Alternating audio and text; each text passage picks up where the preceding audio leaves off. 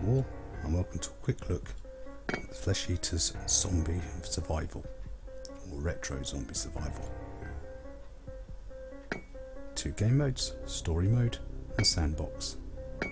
Story mode is simple enough, let's have a quick look.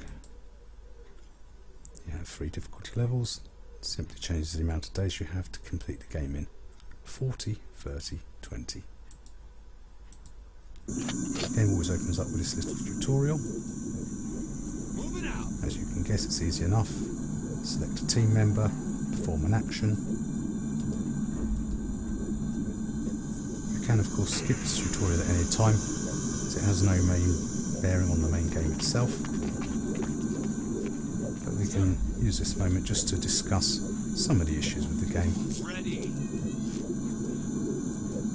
As you can see, you have 3 main resources: antibiotics for healing your troops and for also recruiting team members in game, wood for barricading, and metal components which is used for crafting, as well as you'll need some to complete the game because you need to repair a vehicle to escape the city. Visually the game itself is pretty nice. As you can hear, the sounds and soundtrack are quite effective. Worth noting that the cursor snaps to the grid. This is something that during more hectic moments can cause a few issues. So sometimes if you click too early before it's snapped onto them, you can end up walking all over the place. It's just using numeric keys to manoeuvre troops. There's also minor RPG elements. As you see that little white bar as your troops complete actions, they get awarded skill points. Eventually you can unlock levels. Again, one of the issues, a lot of these are fairly useless, these generic ones. For soldiers certainly, go for criticals, as you'll see shortly. The guns in this game don't do a lot of damage, at least with criticals upped. Makes them a bit more effective. Unlike traditional RPG and RTS style games, if I click on them, down here, you have to move them into range.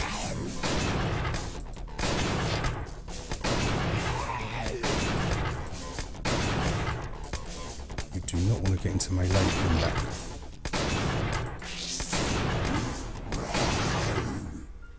I'm on it. As the melee in this game is fairly broken. I'm on it. Okay, so let's skip the tutorial. Game proper, you always start with these 2 troops in this room. First things first, let's have just a quick look at the crafting. Again, weapon balance. As I said, melee you just want to avoid. Pistols are mostly useless. I've never had this magnum hit whenever I have crafted it. Same problem here, these 2 armours are for melee. You want to really avoid it for the most part, so you'll only ever really need this armour because this helmet comes with a bonus to your criticals. I'd also suggest the first thing you do is craft one of these 2 rifles. If you've got enough, have the helmet as well. Make sure to click it to apply it. Yeah, rocket launchers are also useless. Some troops can have rocket launchers. They're just slow, cost a lot of resources, and you don't get much ammunition for them. And they don't really do a great deal of damage. So basically rifles and shotguns avoid melee, and that's the combat. As you can see, you have 30 knights. You have 3 objectives. Your main one is to escape the city, and 2 secondaries. Each of these days you'll be given a choice of 3 options. Let's have a look. And that will take a knight away.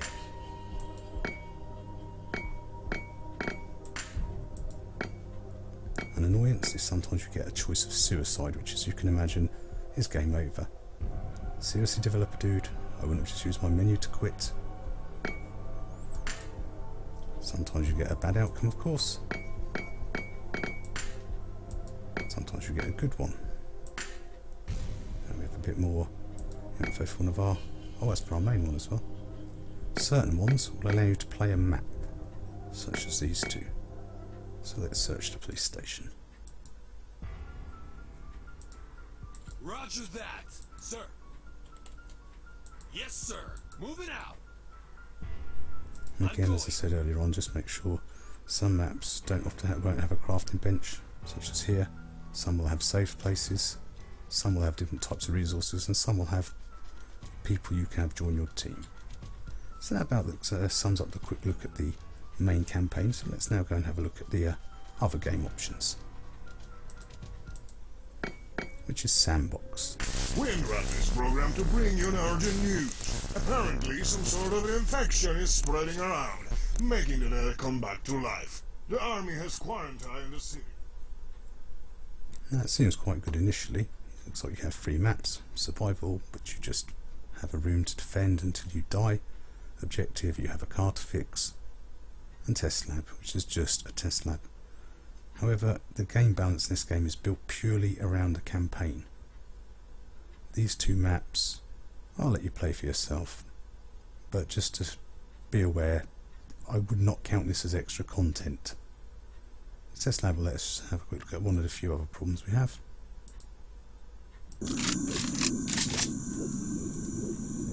That's again back to the crafting issue here. Roger that.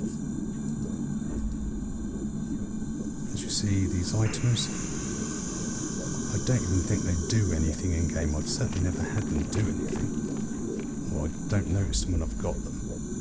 So for your engineers, you only really have these 3 turret kits worth building. I'm on it. And for medics, Yes, sir. Yes, sir.